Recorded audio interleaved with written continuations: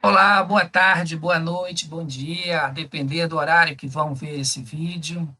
É, Agradeço o convite, aproveito já para agradecer no nome do Roberto Rosa, da Patrícia, do Felipe e de toda a equipe que estão realizando esse trabalho, esse processo tão importante. Então, vamos iniciar. Bom, a temática do que eu vou tratar aqui são as matrizes do teatro de rua. Essa temática ela está baseada num pouco do que eu venho trabalhando há mais de 2 décadas e também venho pesquisando no âmbito acadêmico. Devido ao interesse, para quem tiver mais interesse ainda em teatro de rua, aproveitar para falar de um trabalho que foi feito com uma equipe recente, eu estive envolvido, que são os estudos de teatro de rua, que é um canal também no YouTube, que devido à pandemia a gente reuniu pesquisadores e grupos de todo o Brasil, principalmente com pesquisas recentes, e foi sediada na extensão da Universidade Federal de Alagoas, mas que contou com a coordenação de 7 pesquisadores. Eu, o Alexandre Falcão e a Jussara Trindade, da UNIR, da Universidade Federal de Rondônia, a Ana Carneiro, da Federal de Uberlândia, o Vanildo Piccoli, da Federal de Alagoas, o Lico Turli, do Arte e Vida, e a Vanessa Gomes, do Teatro de Caretas.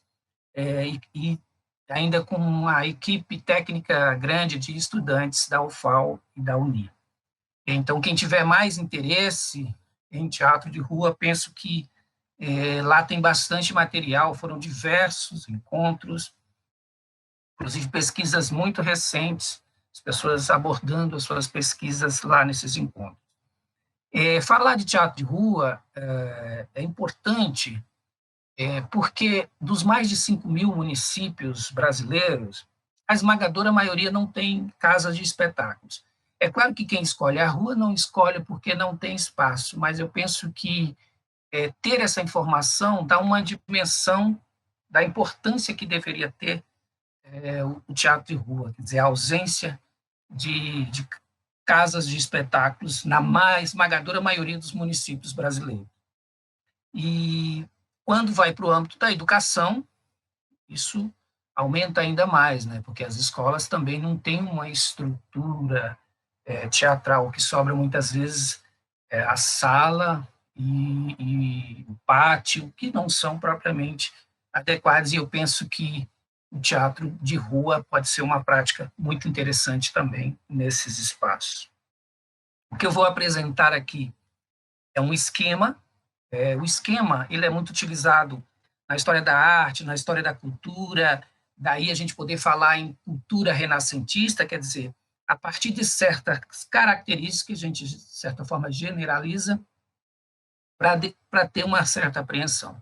E a partir dos esquemas, a gente então vai tratar das 3 matrizes do teatro de rua brasileiro, que é a popular, política e a assistência.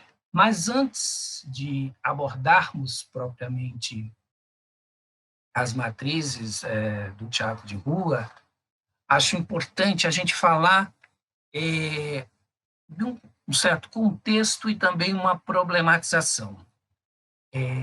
O Narciso Telles é um pesquisador, professor na Federal de Uberlândia. Ele vai dizer que a primeira vez que vai usar o termo teatro de rua são nos anos 60, nos Estados Unidos. E isso se insere, portanto, ali em todo um movimento de contracultura e, ao mesmo tempo, a ligação com essa questão urbana. E quando se trata de Brasil, parece que é interessante a gente problematizar, porque o substantivo rua, rua como a gente conhece hoje nas cidades, ele é um advento da modernidade, praticamente do século XIX em diante. Né? Se a gente pensa, por exemplo, eu estou na região amazônica, então tem os assentamentos, as comunidades ribeirinhas, aldeias, e Brasil afora a gente tem isso. Então, O teatro de rua, é importante a gente problematizar, em certa medida, essa adjetivação do substantivo rua aí, porque ele coloca praticamente como se fosse uma prática tão somente do espaço urbano. Me parece que é uma prática e uma expressão que pode ir a qualquer espaço aberto, né? Inclusive, eu defini no livro Teatro de Rua, Identidade e Território, que lancei em 2020, e aqui não tem nenhum pedantismo, mas apenas para dizer que, na verdade, essa definição eu fui alterando conforme fui compreendendo e dialogando com os meus pares, que antes eu definia como algo mais ligado ao urbano e tentei ampliar. Então, defino o teatro de rua como uma manifestação artística que utiliza o corpo e o discurso em um espaço aberto, a serviço do estético, apropriando-se ou não da paisagem como cenário, permitindo assim a fruição ao público passante. Então, aqui nessa definição tem vários aspectos, que é desde esse uso do espaço aberto no sentido amplo, sempre um dos elementos fundamentais é essa questão de permitir a esse público que apenas passa se tornar um fruidor de arte, e um outro elemento que ainda às vezes pouco discutido, que é a questão dos espetáculos apropriarem-se dos espaços no qual eles estão inseridos. Nesse sentido, inclusive, o professor Alexandre Matti, ele tem defendido que deveríamos utilizar um outro termo, que não teatro de rua. Isso vem sendo debatido no grupo de pesquisa que ele coordena, que é Críticas em Espetáculos Teatrais, mas que a gente denomina carinhosamente de Amorada,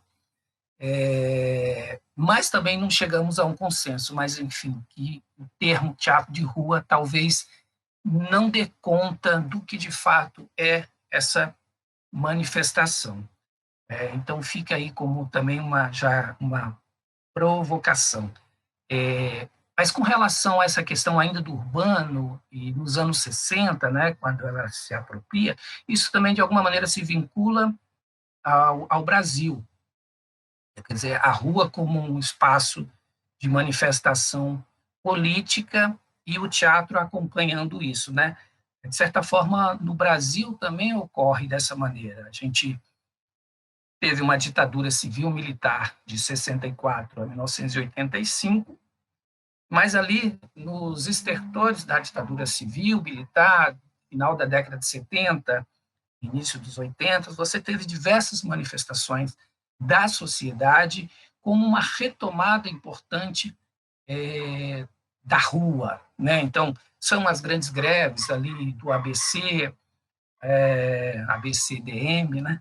A luta por anistia e depois as diretas já. Portanto, há toda uma sustentação, digamos assim, de luta mais ampla da sociedade que vai fazer com que permita também essa ocupação desses espaços como uma possibilidade de troca estética.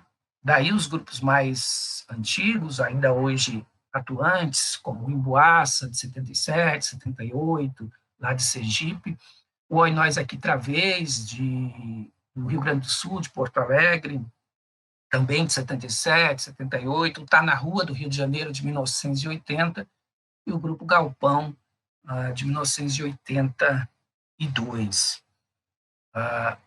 Outro aspecto bastante significativo, importante da gente falar como introdução a esse processo, são aquilo que é inerente, ou que precisa, ou da necessidade que seja inerente a essa manifestação, que é a questão da acessibilidade e da porosidade. Na rua, o espetáculo ele começa desde a chegada do artista ou do coletivo ao espaço, né? E é sempre, o tempo inteiro, uma negociação, quer dizer, aquele espaço que não foi pensado ou preparado para uma manifestação artística, ele vai ser disputado, negociado.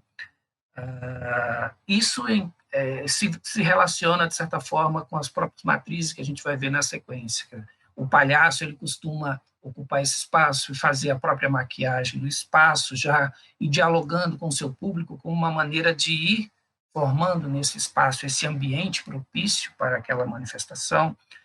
Os de matriz popular utilizam muito o cortejo e chegando naquele espaço com tudo para fazer com que aquele ambiente se transforme numa outra coisa.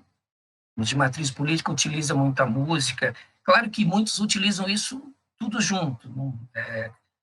Como a gente está tratando aqui de um esquema, que é o que eu vou apresentar para vocês, portanto, é de ordem didática, é apenas para compreendermos, essas coisas elas estão muito misturadas, elas não estão estanques, separadas. Claro que em um coletivo ou outro a gente pode identificar eles mais separados, mas, via de regras, elas estão juntos, né?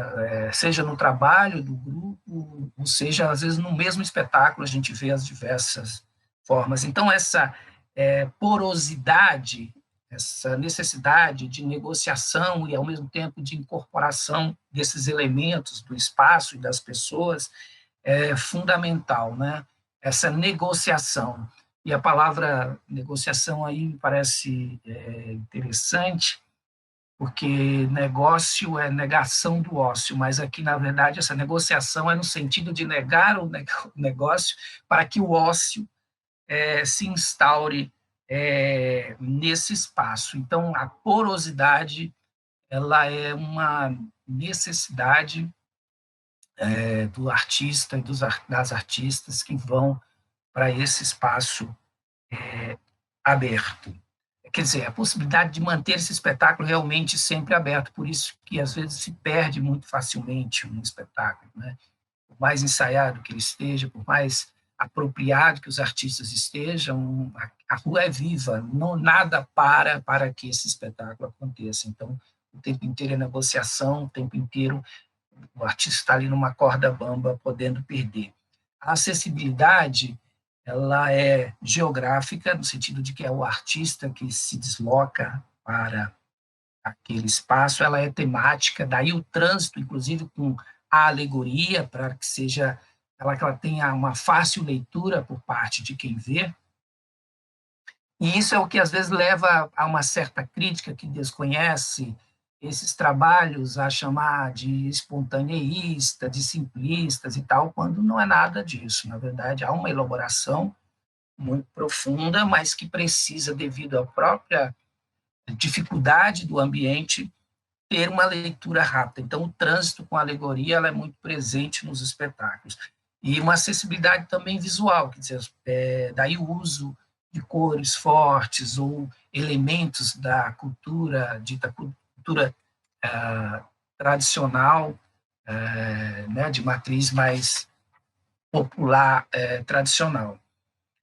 A matriz, ela na matemática, por exemplo, a matriz ela organiza os elementos de maneira lógica para facilitar a consulta das informações. Então, é o que a gente vai tentar falar aqui e fazer ao tratar das matrizes, no sentido de dar certas informações para que, ao ver determinado espetáculo, a gente possa identificar, facilitar essa consulta, né?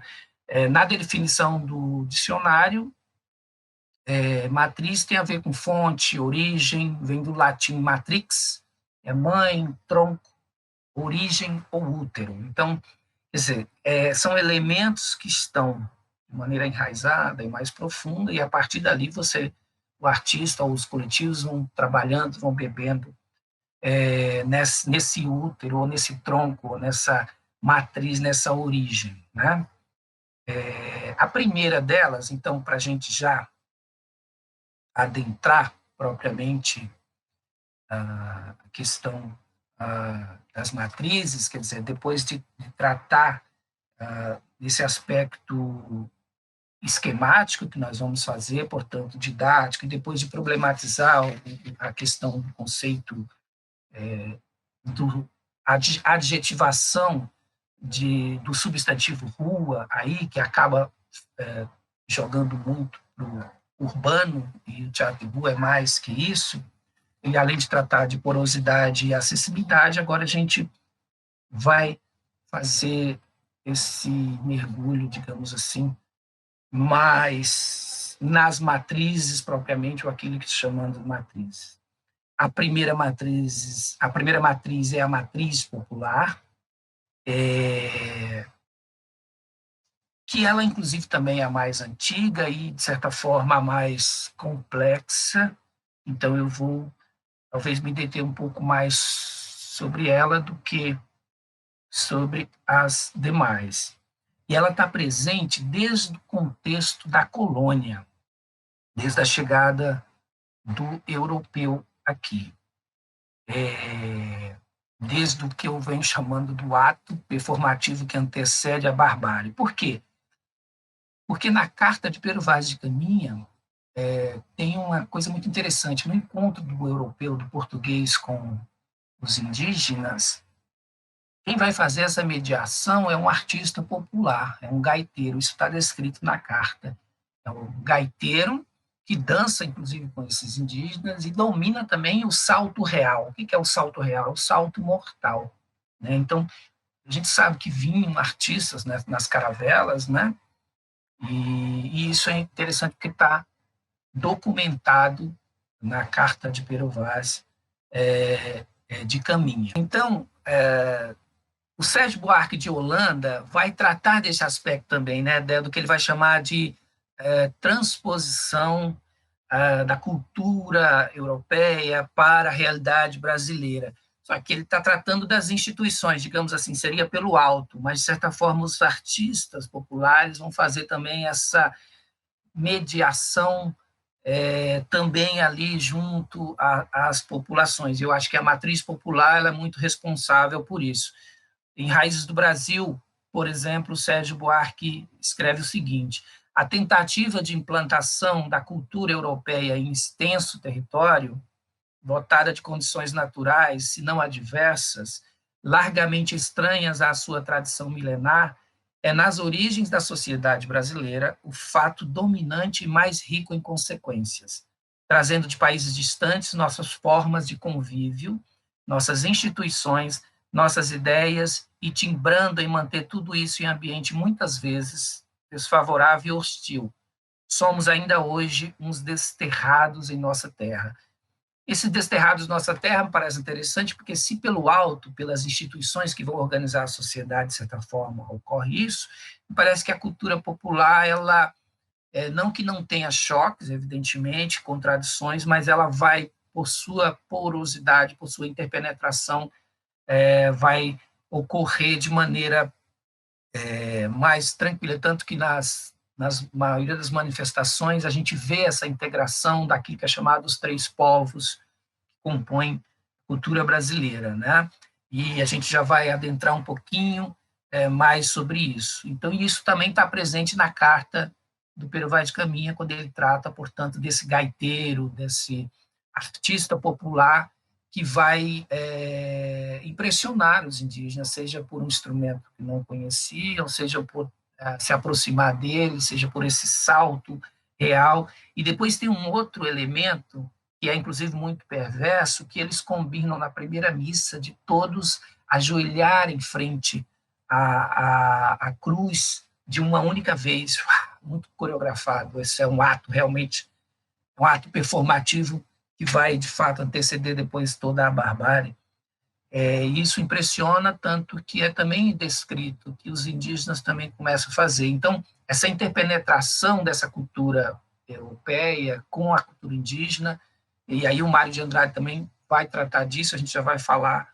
Então, isso chega nessa cultura popular. E o boi, nesse caso o boi-bumbá, é muito exemplar dessa mistura dos povos, né? Lá está presente o indígena, a cultura afro, cultura europeia, e o boi, inclusive, ele é muito utilizado por diversos grupos, seja para recriar, seja como modelo, enfim, dentro do teatro de rua. Então, essa é a matriz popular. Então, o que eu estou chamando aqui de matriz popular é aquilo que o Mário de Andrade chamou de danças dramáticas brasileiras, ou que o Hermílio Borba Filho chamou de espetáculos populares do Nordeste.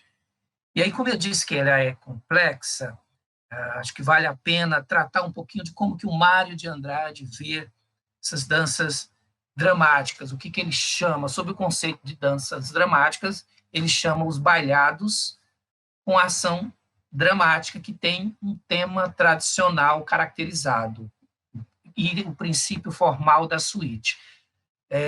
A suíte é uma obra musical constituída pela seriação de várias peças coreográficas. Um exemplo aqui, se a gente pegar o cavalo marinho, cada figura tem o seu trupé, portanto, o seu balhado, o seu passo e também a sua loa, a sua música própria. Então, no caso do boi, né? O boi é um tema, como ele fala aqui, um tema tradicional caracterizador. Então, é isso que ele está chamando, então, de danças dramáticas. Esses balhados, para o Mário de Andrade, eles celebram secularmente os povos portugueses, africanos e ameríndios, essa mistura. E aí ele chama a atenção para um fato que é interessante, que apesar da colônia ter sido muito tempo, ou o bandeirismo, que foi muito cruel e perverso, mesmo a Guerra do Paraguai, que marcou muito a sociedade brasileira, esses balhados não derivam de fatos históricos, né? O tema, o assunto de cada balhado é conjuntamente, por isso que ele vai chamar aqui conjuntamente profano e religioso. Então, assim, o Mário de Andrade, ele vai denominar, vou pegar daqui, sobre o que ele chama de danças dramáticas. São os balhados com ação dramática que tem um tema tradicional caracterizador e um princípio formal da suíte.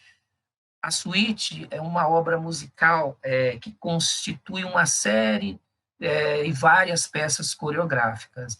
Então, aqui, para ilustrar, vale a gente apenas lembrar do cavalo marinho, que cada figura tem o seu trupé e a sua loa, né? Então, esses balhados, para o Mário de Andrade, eles celebram a junção dos povos, dos portugueses, dos africanos e ameríndios. É uma celebração secular, e que ele chama a atenção porque elas não derivam de feitos históricos, nem da colônia, né, do processo de colonização, nem do bandeirismo, que deixa marcas muito profundas, nem da Guerra do Paraguai. Escreve o Mário de Andrade, abre aspas, o tema, o assunto de cada balhado é conjuntamente profano e religioso. Então, isso também é muito presente, essa marca profana, porque remonta a uma antiguidade, a toda uma tradição, muitas das vezes milenar, mas tem elementos de religiosidade. Religiosidade aqui, inclusive depois a gente vai ver, ela não está ligada a uma... É muito mais espiritual, muito mais profundo do que ligar-se a uma determinada religião em si. Mas esse elemento secular e profano ele está ligado a um fator prático, né? Mas sempre condicionando a uma transfiguração, né? O boi, por exemplo, ele morre e vem depois a ressurreição, o renascimento, que isso remonta desde a ritos pagãos antigos como aos próprios Deus cristão também. E a fusão desses povos, como eu disse, de certa forma já está ali desde a carta do Pero Vai de Caminha, desse encontro, dessa constituição, já é essa mistura de alguma maneira, né? Então, as danças dramáticas, o Mário de Andrade vai colocar que tem 3 elementos constitutivos dela, que são o cortejo, os villancicos religiosos e os brinquedos populares que celebravam a luta entre cristãos e mouros. Isso vem da Europa. Os villancicos são músicas que têm uns estribilhos que repete, né, alguns cantos religiosos, e o cortejo que remonta a uma antiguidade, né, são muito antigos. É interessante porque a gente vai identificar esses elementos, de certa forma, dentro do teatro de rua de matriz popular. Então, cada balhado, cada dança dramática dessa tem suas músicas e danças próprias. Escreve, então, o Mário de Andrade. A realidade econômica, o fator prático, é insuficiente para criar a manifestação artística que vai se tornar coletiva, porque as artes não aplicadas imediatamente são em si mesmas e pela sua função misteriosa e inexplicáveis. Isso que ele está chamando de profano e religioso, porque há mistérios ali, e por isso que ele vai dizer que isso se liga a uma mentalidade primitiva, quer dizer, os populares entendem que um mistério pode ser explicado por outro mistério. E aqui, o elemento religioso aqui, agora, esse elemento prático do dia a dia, que está presente também nessas brincadeiras, não implica, ou esse elemento religioso não implica ausência de materialidade, né? Tem os elementos ali que dizem respeito também à sua realidade. Por exemplo, no boi você tem uma luta de classes, né? O Mateus explorado pelo patrão, e também uma luta intraclasse, quando vão perseguir o Mateus, outros trabalhadores vão perseguir o Mateus para que ele seja punido. Então, esses elementos de materialidade, da realidade, também estão presentes nesses brinquedos. Então, é o que ele vai dizer que os brinquedos exercitam uma atividade vital. E essa religiosidade que está presente, ou essa espiritualidade, talvez fosse melhor dizer, que está lá dentro, ela vai sendo essa religiosidade, ele diz que ela vai ser degradada por meio de um riso. E esse riso, ele é um riso coletivo. É muito interessante, porque o Mário de Andrade não foi um leitor do Mikhail Bakhtin, mas eles chegam ao mesmo lugar, digamos assim, né? O Mikhail Bakhtin, no seu livro A Cultura Popular na Idade Média e no Renascimento, o contexto de François Rabelais, ele vai dizer que o riso é ambivalente, derisório, inclusivo e libertador. E o Mário de Andrade também está nessa mesma perspectiva, nessa mesma linha. Então, ele vai, inclusive, escrever o seguinte, com relação a esse aspecto da religiosidade. Assim, se determina o fundamento religioso no Bumba Meu Boi, ou na ciranda amazônica, não se pense que me baseio no fato de concorrerem nesses balhados personagens eclesiásticos, figurações de sacramentos e monólogos de sermão. Se é possível invocar sincretismos e aculturações imagináveis que não podemos mais provar pela ausência de documentos, tudo isso hoje só é religioso por ser manifestação da irreligiosidade. A vontade de caçoar, de se libertar de valores dominantes por meio do riso, produziu a inflação de episódios em que o povo atinge inocentemente o próprio sacrilégio, numa serena ausência de pecado.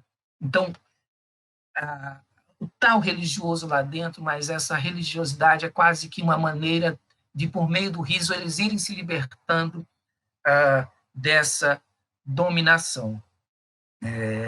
É muito interessante. Um dos primeiros documentos sobre o Bumba Meu Boi é de Pernambuco, do século XIX, um padre justamente questionando essa brincadeira, essa manifestação, e pedindo que a polícia tomasse providências, porque ele não gostou do padre fazer parte como personagem e sendo caçoado, né? Sendo os personagens, principalmente o Mateus, tirando sarro dessa figura dentro da brincadeira. Então, é uma forma, é um riso que é coletivo, portanto, também inclusivo, e derrisório no sentido de se libertar dessas opressões que estão no social. E o cortejo, né, para o Mário de Andrade é bastante caro, e para o teatro de rua também. Esse cortejo, ele que organiza já essas cantorias e essas danças, constitui um elemento especificamente espetacular. Para o Mário de Andrade já é teatro, que são palavras dele, já é teatro. O que remonta, inclusive, ao próprio princípio do nascimento do teatro grego, por exemplo. Aí aqui é importante chamar a atenção, né?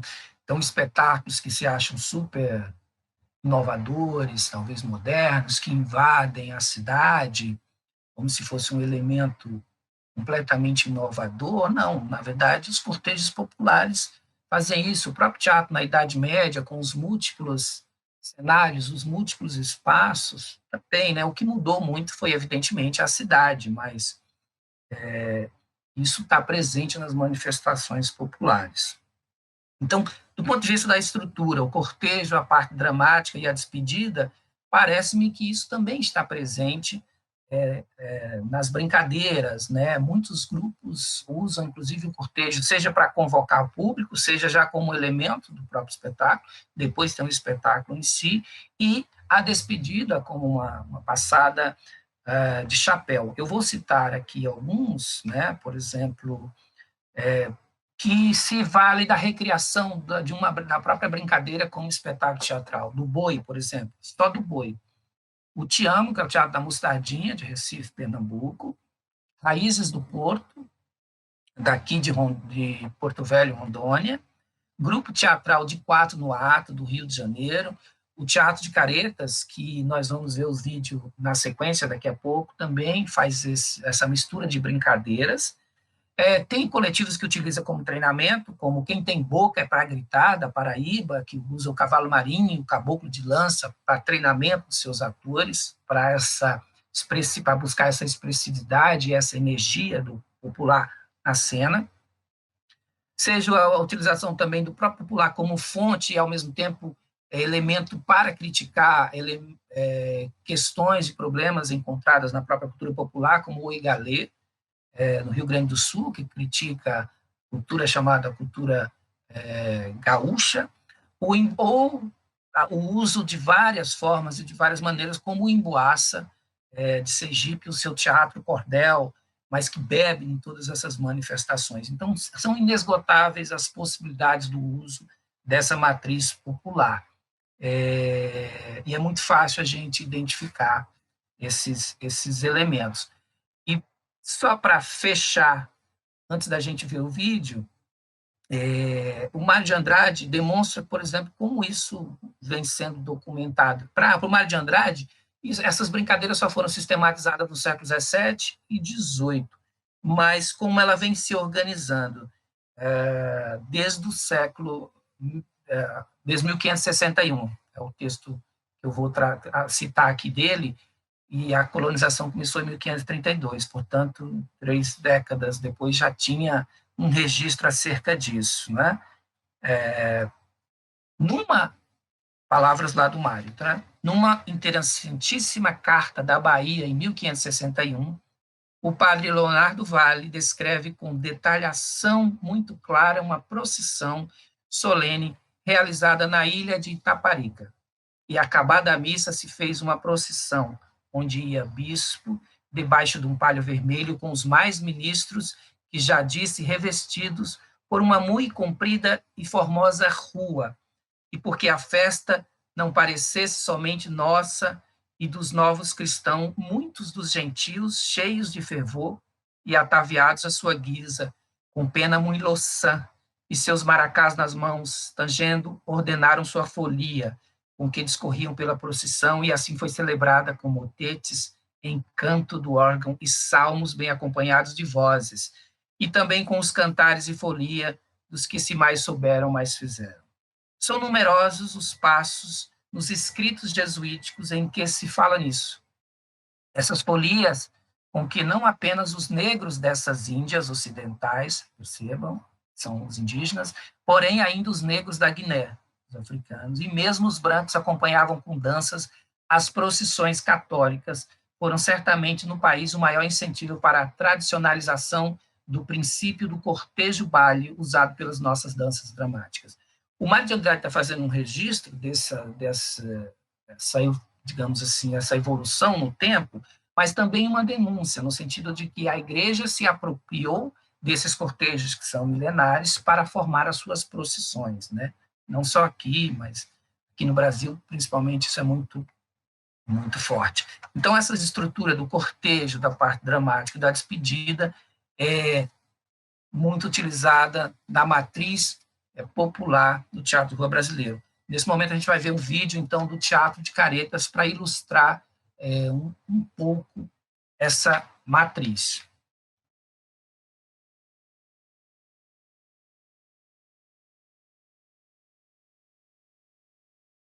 O Sol e a Lua é planeta, do lado onde o vento açoitou. Eu quero que sereia sem canto. Meu vaqueiro, meu vaqueiro, meu vaqueiro, meu vaqueiro. O sol e a lua é bandeira, adoro o vento açoitou. Eu quero que você me diga, vaqueiro, onde a sereia sem canto. Meu vaqueiro, meu vaqueiro, meu vaqueiro, meu vaqueiro.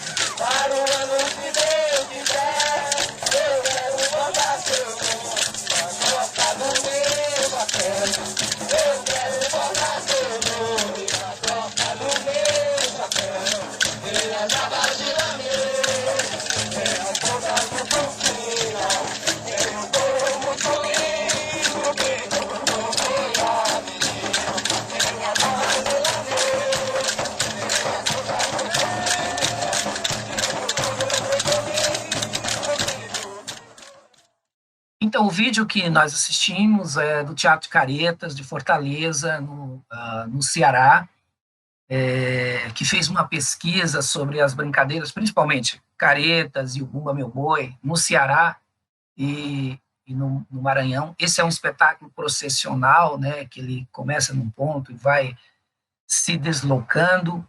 É muito interessante, é uma festa constante em que o espectador está o tempo inteiro dentro de cena. E eu acho que ele ilustra bem um pouco dessa matriz popular. Passemos, então, agora à segunda matriz, que é a matriz política.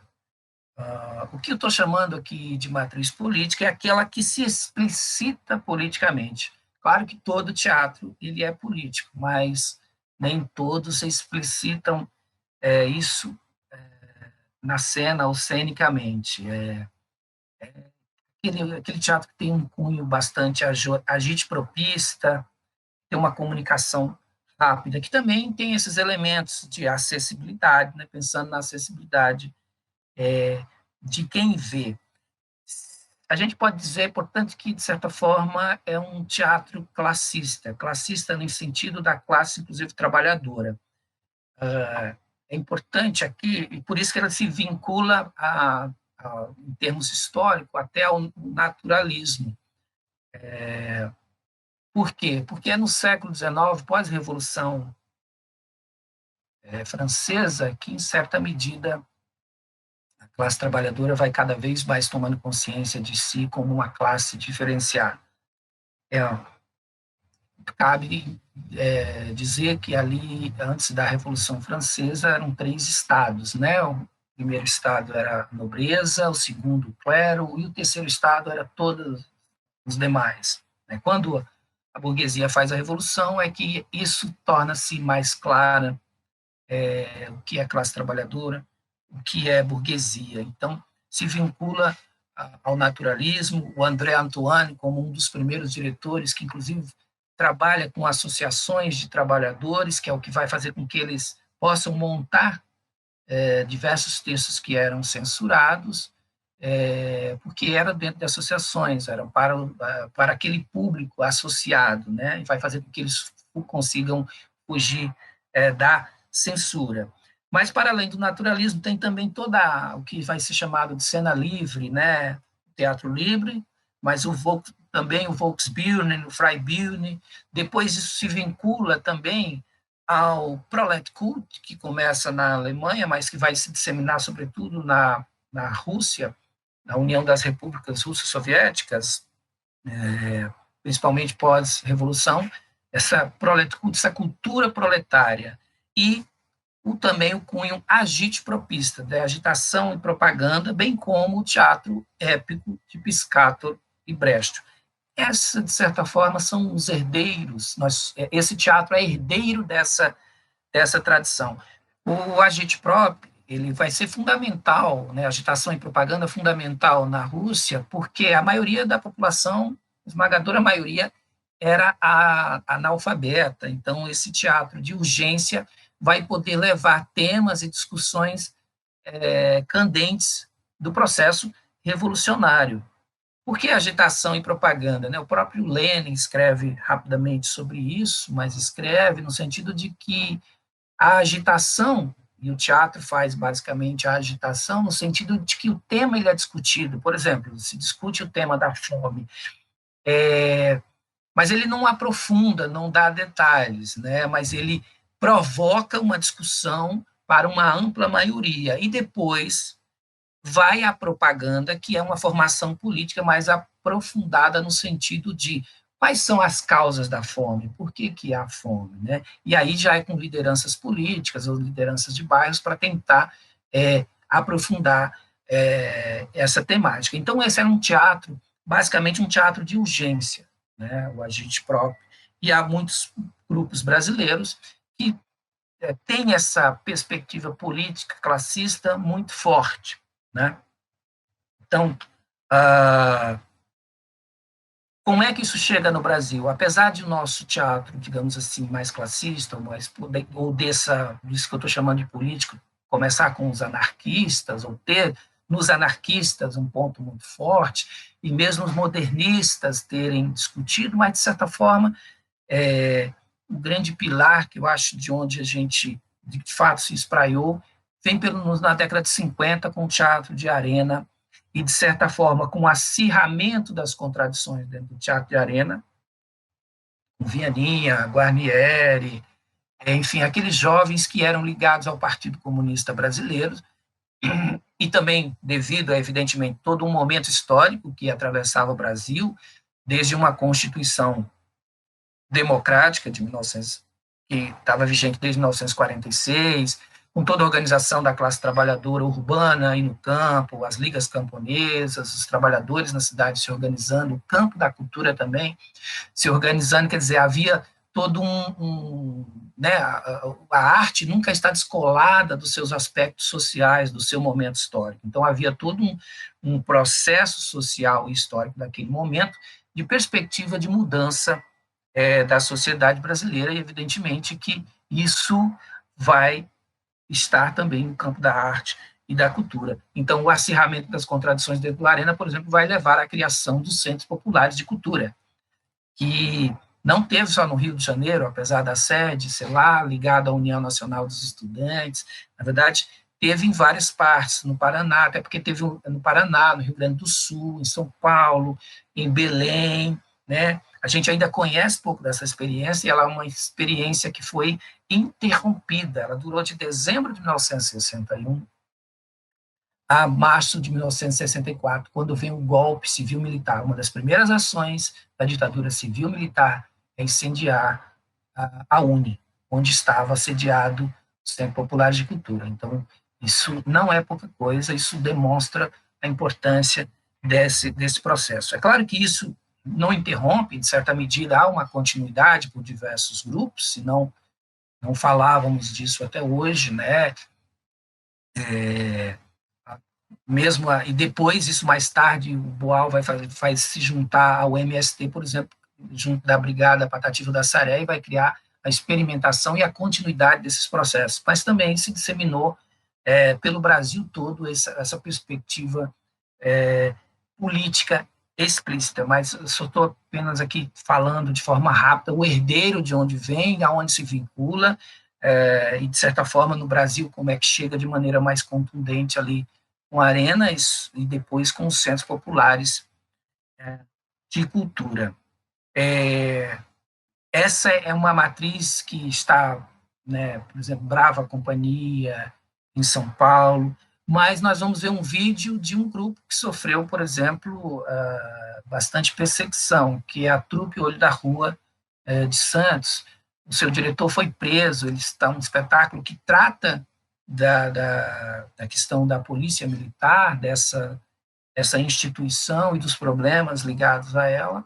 Eles sofreram perseguições, ameaças, a ponto do diretor ter sido preso. Então, essa é uma das outras, outra matriz muito presente no teatro de rua brasileiro, essa matriz política que se explicita realmente. Então, agora a gente vê aí o vídeo da Trupe Olho da Rua. Vai da guerra, última ponte de Anatelma. Vai da guerra, sai do tiro da fé. A inspiração vem quando o pênalti te espera. E se já fosse comigo, te vamos voltar na favela. Sejam bem-vindos a mais um programa especial sobre as instituições brasileiras. Hoje teremos um momento ímpar de diálogo com pessoas que afirmam que de forma direta ou indireta sofreram violência por parte de nossos agentes. Esse pessoal aí do Direito dos Humanos vem falar com nós sobre índices de violência. Vai tomar no cu, né? Aí vem falar Bélgica 2%, Holanda 1%, Suécia 0,7%. Ah, tá no emprego, pô. É preciso dar um voto de confiança. E quem melhor para se confiar do que nós, que estamos aqui dia após dia para garantir a sua paz. É isso que tá faltando nesse bando de marginal, cachorro. Deus no coração. Porque gente com Deus no coração não faz essas coisas. Não pega em arma. Não usa tóxico. A gente vai estar aqui na esquina. Se alguém quiser alguma coisa, corre. Estamos aí para a segurança de vocês, do condomínio. Preparar ataque de alfa. Não, letal. Se fuder!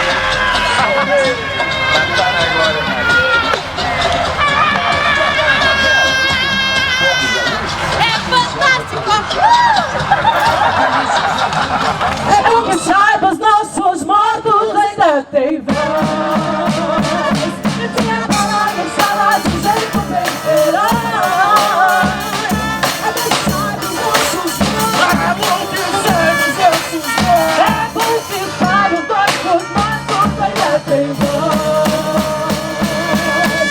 Trupe da Rua, Blitz, o império que nunca dorme.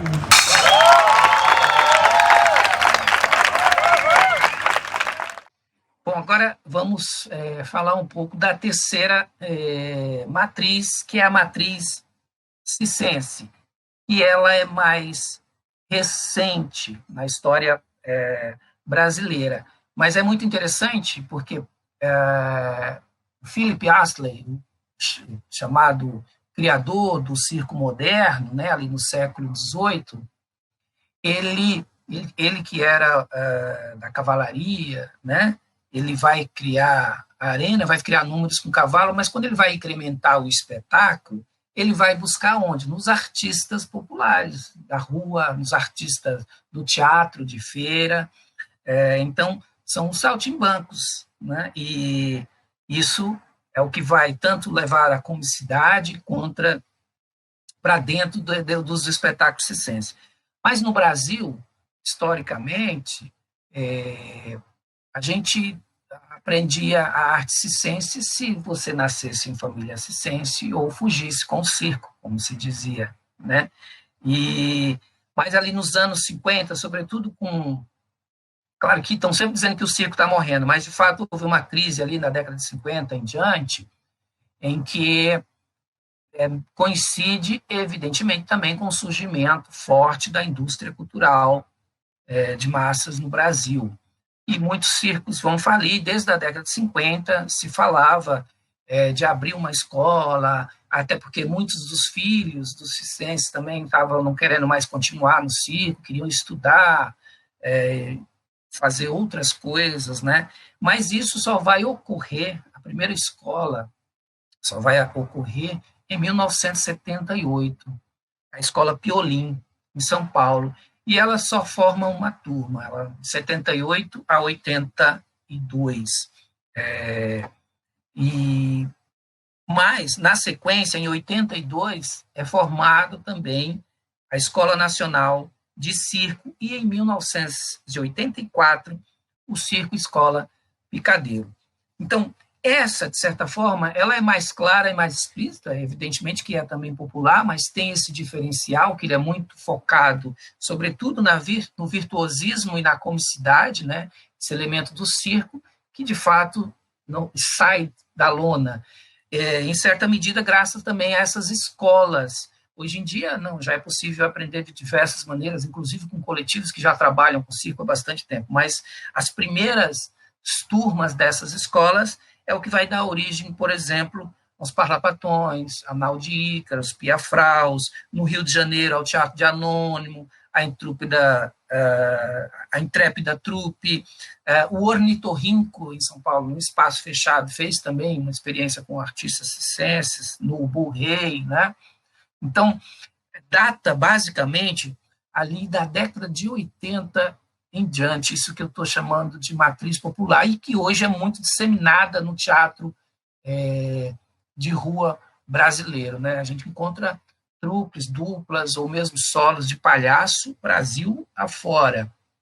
Então, essa é a terceira matriz. É interessante que, por exemplo, o Galpão, que teve no seu início tem uma pegada também circense, mas eles têm uma origem distinta, não é dessas escolas. Na verdade, eles fazem curso com alguns alemães, os alemães circenses também. Isso vai impressionar muito eles, e eles vão fazer um trabalho com pernas de pau, mas, de certa forma, data desse período, da década de 80, ou esse interesse, ou o surgimento das primeiras escolas, mas que se dissemina rapidamente pelo Brasil, até porque eu acho que a cultura circense também ela é muito enraizada na cultura brasileira, na medida em que, durante muito tempo, era o circo que chegava às mais diversas regiões, era um único espaço de entretenimento, de lazer, de diversão, que chegava às pequenas, médias e grandes cidades, né? Era a porta de entrada para todo um universo que aquela população não tinha acesso. Claro, é esse momento de crise, mas que, na sequência, vai levar, então, a esse surgimento das escolas e, por sua vez, às primeiras, aos trupes, aos grupos, aos artistas individuais que vão levar para o espaço da rua, de certa forma, retomando a sua origem no sentido do popular, do saltimbanco, que o Philip Astley vai pegar no século XVIII para incrementar os seus espetáculos. Nós iremos assistir, então, mais um vídeo para ilustrar um pouco esse processo, que é do Teatro Ruante, o coletivo que eu faço parte, que trabalha muito a partir de reprises e entradas clássicas, que é muito presente nessa matriz, nesse teatro de rua brasileiro.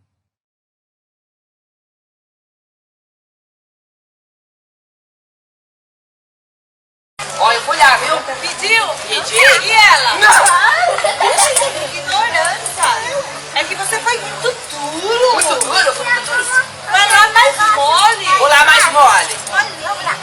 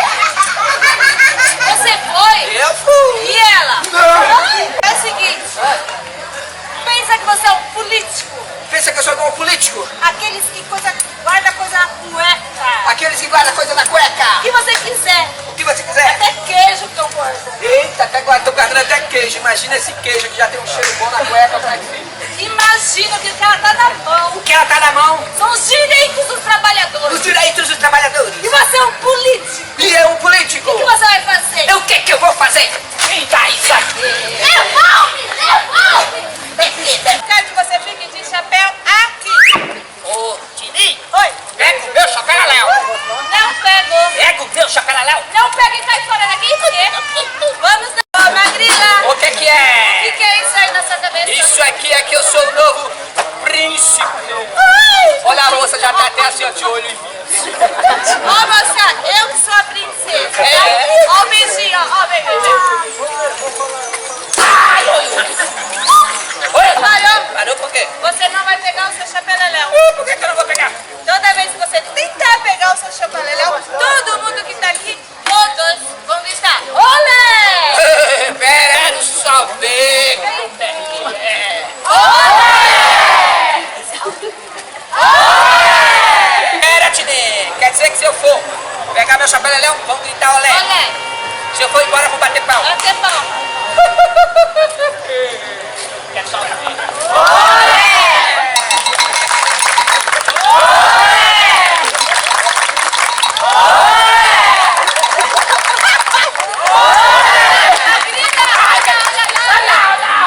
É o besta ali embaixo. É o besta, é o besta. Não, o besta é você. Não, o besta é você. Não, é você mesmo. É você mesmo. A calça caiu. Bom, então, passada pelas três matrizes, é muito importante dizer que essas formas elas estão afastadas da academia, devido a um certo preconceito que sempre sofreram. E só muito recentemente vêm sendo estudadas, pesquisadas, quando os próprios fazedores, de certa forma, vão para esses espaços acadêmicos, discutindo essa temática, esses aspectos. Então, sempre houve, repetindo, esse grande preconceito e esse rechaçamento por parte da academia a essas manifestações. E aí, partindo desse ponto, eu queria falar de um quarto aspecto que não se constitui como matriz, mas que vem se ampliando e que, em certa medida, de certa forma, tenta se contrapor, me parece, a esses elementos, e é preciso ficar atento. Que é o que se chama muito do campo da cena performativa, enfim, muito presente dos anos 90 em diante, que se apresenta como de certa forma, como algo novidadeiro e tal, que se dá a partir dos anos 90, que é muito herdeiro pós-dramático, performativo, como eu disse, mas que não se disseminou o Brasil afora. Né? Ele é muito presente ali no eixo sul-sudeste e muito vinculado ao espaço acadêmico. E aqui é importante a gente, porque é isso que eu estou chamando a atenção, por ser muito vinculado ao espaço acadêmico, parece que tende a se colocar, muitas das vezes, como uma certa superioridade. Eu acho que é aqui que gostaria que a gente ficasse, chamar a atenção para isso. De certa forma, essas manifestações, elas são herdeiras também, têm toda uma tradição por trás, né? Ela se vincula, de certa forma, às vanguardas, ao futurismo, surrealismo, ao dadaísmo, passando ali também pelos situacionistas, derivas situacionistas dos anos 60 e 70, bebendo também da contracultura. Portanto, tem muita coisa envolvida também nesses processos. Mas o que eu chamo a atenção é que, em certa medida, muitos dos procedimentos estão presentes nas práticas populares e ganham outros nomes, se rechaça a prática popular e, às vezes, né, o próprio processo tende a não pesquisar e não ir tão a fundo. Eu vou dar um exemplo, trazer um exemplo, uma citação da Rosely Goldberg, no seu livro A Arte da Performance, que é uma autora insuspeita, né? No sentido de que, sem dúvida, ela é uma defensora desse campo. Ela está tratando ali dos futuristas, do Marinetti. E, no meio da citação dela, tem próprios trechos do Marinetti, que eu vou tentar chamar a atenção. Então, abre aspas. Marinetti admirava o teatro de variedades, principalmente porque esse gênero tinha a sorte de não possuir tradição, mestres ou dogmas. Isso são a citação do Marinetti dentro da citação da Rosely Goldberg. Continua ela. Na realidade, o teatro de variedades possuía os seus mestres e as suas tradições, mas o que o transformava no modelo ideal para as performances futuristas era exatamente sua variedade. A mistura de cinema, acrobacia, música, dança, números de palhaços e toda a gama de estupidez, imbecilidade, parvoíce e absurdo, arrastando a inteligência para as raias da loucura. Fechamento da citação da Goldberg, e esse finalzinho é do Marinetti. Toda a gama de estupidez, imbecilidade, parvoíce e absurdo, arrastando a inteligência para as raias da loucura. Veja, então, o que eu estou tentando chamar a atenção? Essa variedade, esse teatro de variedade, que é um teatro eminentemente popular, que sempre trabalhou com a mistura, com essa porosidade. As vanguardas bebem nesses elementos. Com o tempo, esses elementos vão sendo nominados, ganhando outros nomes e apagando a sua parte histórica. Então, o que eu estou apenas chamando a atenção aqui é que a gente tente identificar nesse teatro, não se trata de uma condenação, não é nada disso, mas identificar nesse teatro quais são os procedimentos, os elementos que já estão nessas outras matrizes, e que não é o elemento novidadeiro, talvez aí seja sempre esse vínculo que foi, desde o seu princípio, com a academia, com o pensamento erudito. O que é importante, né, é que a interpretação de cultura sempre houve, mas o erudito sempre tem um maior acesso às formas populares. O contrário é que não. O artista popular é que pouco consegue beber na produção erudita porque lhes é negado. Então, por ser negado, ele não tem acesso, enquanto que, via de regra, e cada vez mais, os eruditos é isso, bebem nessas fontes, pesquisa e tal, sistematiza esse conhecimento e, às vezes, inclusive dando outros nomes, né? Esse ponto. Mas, de qualquer forma, essa produção mais vinculada a esse processo acadêmico, ele ainda não está disseminado por todo o Brasil, pelo menos do meu ponto de vista, eu não o identifico assim. Logo, não se constitui ainda como uma matriz, talvez por ser mais recente, né? Pode ser que se venha a se constituir como uma matriz. Então, encerrando aqui, espero que tenha ficado compreensível o que eu estou chamando de matrizes do teatro popular, a matriz política, a matriz circense, e esse quarto elemento que tem muitos imbricamentos com as culturas, sim, com os procedimentos populares, mas que não se constituiu como uma quarta matriz, né? Inclusive o professor Alexandre Falcão, finalizando o seu doutoramento, agora ele chama essa de modalidade, né? Uma quarta modalidade aí. Enfim, agradeço mais uma vez, estou à disposição de todos vocês. Obrigado, até a próxima.